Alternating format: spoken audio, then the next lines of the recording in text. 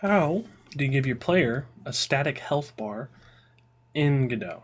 So, I actually learned something interesting today, which is that this blue square that you can see here is the player's screen. So, no matter where you are, if you're using sort of a canvas layer, that blue square is going to be drawn over wherever your camera is. So, I was having to figure that out because this pink square here is the camera, which you can make follow the player, or it can just be the whole level, or something like that, like you'd have on Bro Potato. It would be just the whole level, right?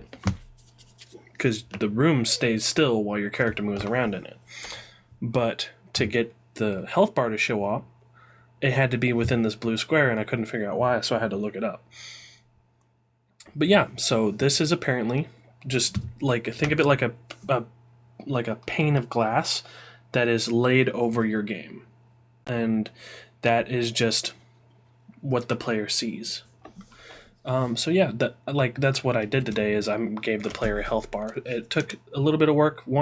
Something of note is that, unlike the goblin, you don't add the health bar as a node as a child of the player, because the player moves around, right?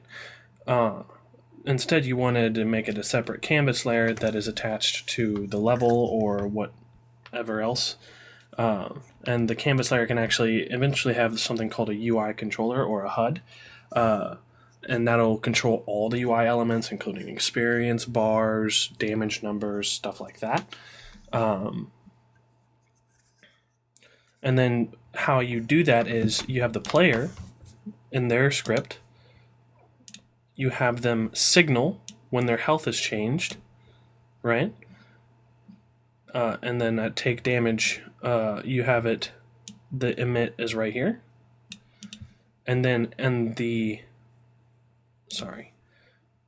player health bar script, which I probably could have just clicked over here, you have it, it like calls the player, the path to the player, and then 2, you have it connect the signal on ready, which it does that at the very beginning, and then update health every time the health changes.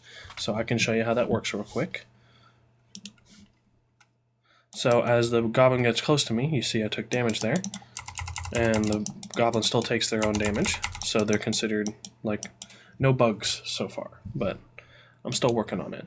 My next plan is, there's apparently a Godot project, like a Godot RPG, that you can download, and I was going to do that and sort of open it up in Godot, and then I wanted to look around and see how one makes an actual RPG and all the interactive systems and everything. Like, what does a finished game look like in Godot? And I think that'll be important for like future, like, as I'm building this, you need to know how to organize it as you're building it, right?